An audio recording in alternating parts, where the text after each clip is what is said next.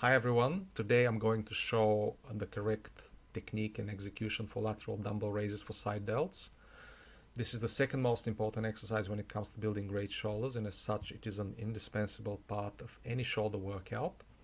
If you want to know my tier list of best and worst exercises for back and shoulders, please check the video in the description below called How I Built My Back and Shoulders, where I show my full workout for back and shoulders, and I provide explanations and advice similarly to the way I will do in this video, which by the way is part of that bigger video that is linked in the description below. Now when it comes to lateral raises for side delts, unfortunately this is the exercise I see most done incorrectly. And I would say roughly up to 80% of all people do it incorrectly, and I understand why. There are multiple ways in which you can do the exercise, but only one way that works best. Another reason is the fact that this is the exercise I see being shown and done incorrectly in various other sources, including other YouTube channels. So I thought I might just step in and show you the way I've been doing this exercise for the past 27 years. The technique is in fact fairly simple, but there are several things you need to watch out for at the same time. So let's break it down into 4 steps. All of the following steps are essential to getting it right, so do not skip any of them. So step 1, bend forward slightly and bring the dumbbells in front of you in their entirety. Step 2, start lifting the weight sideways and upwards and not frontward and upwards.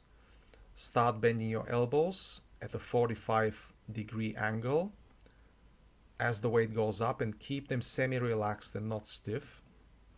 Step 3, raise your elbows to your shoulder level while keeping your wrists below elbow level and keeping elbows semi-relaxed and bent as in step 2. Step 4, bring the dumbbells down in a controlled manner, not letting them bounce off each other at the lowermost point. If you do all of this, you will feel the side delts working like never before, which will be the first sign that you're doing the exercise correctly. Now let's talk about the weights. The reason people never get to even think of any of the above is that they're using a weight too big, which makes executing the above steps correctly impossible. If you're new to this exercise, or if your technique is different to the one shown in this video, you should be using no more than 8 to 10 kilogram dumbbells until you fully grasp the technique. It is understandable no man wants to be seen lifting 8 kilogram dumbbells for their main set, but that is a mindset one needs to overcome if they really care about their shoulder development.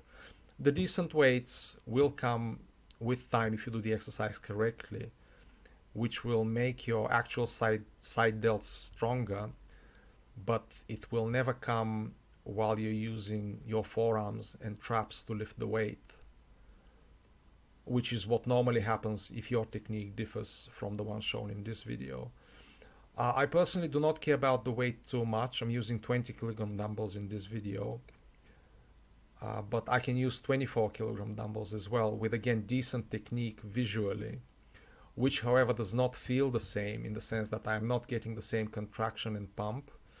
So I use a weight I am comfortable with, and I am not concerned with what others think about the weight too much, if at all. The only thing that matters to me is what I see in the mirror. So let's break it all further down. First of all, why am I doing a bit of posing before the set starts? I want to get myself in the best possible mindset for the set. I don't want to be distracted by anything else I've seen at the gym or anything else in general. So I say to myself, I am looking good, but I need to look even better.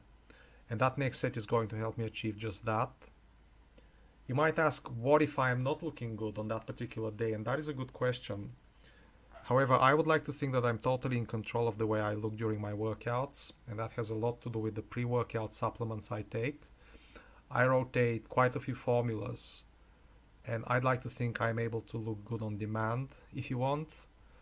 However, if you're not looking good for a particular reason, like for example you haven't slept enough the night before, you have not eaten well the day before, in that case I simply would not be going to the gym. And there is a very easy way to say how you're going to look at the gym, and that is by looking at how you look at home.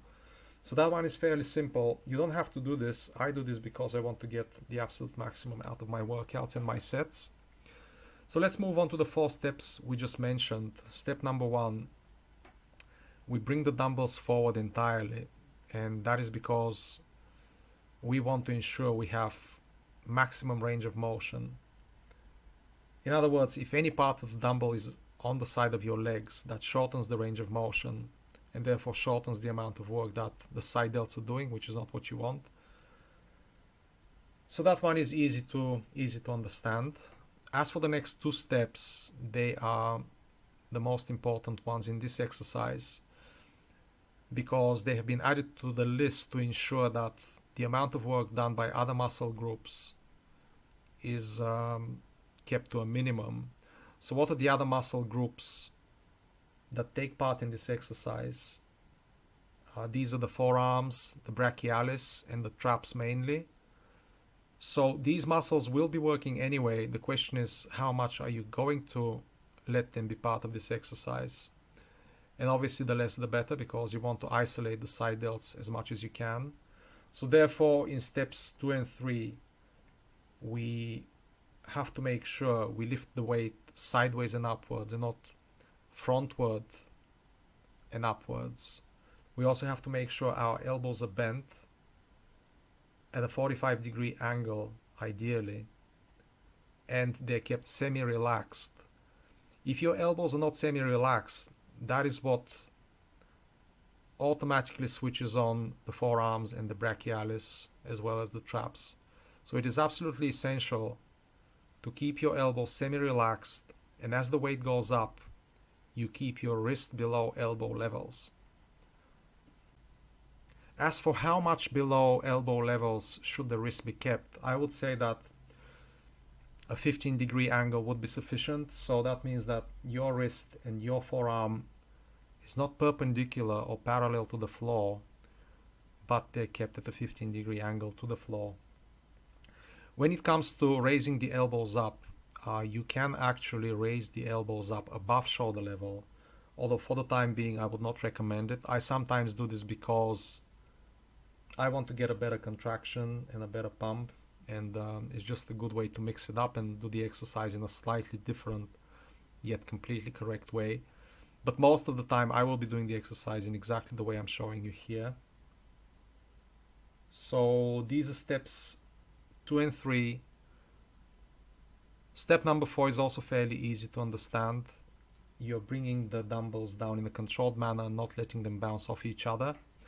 And that is because if they bounce off each other, that gives you momentum for the next rep, and obviously decreases the amount of work that your side delts are doing. Don't worry about the slight rocking back and forth that comes from your lower back. Some people would say that because of this you need to be doing the exercise seated. I totally disagree with this. The best version of the exercise is the standing version. And as for the rocking back and forth,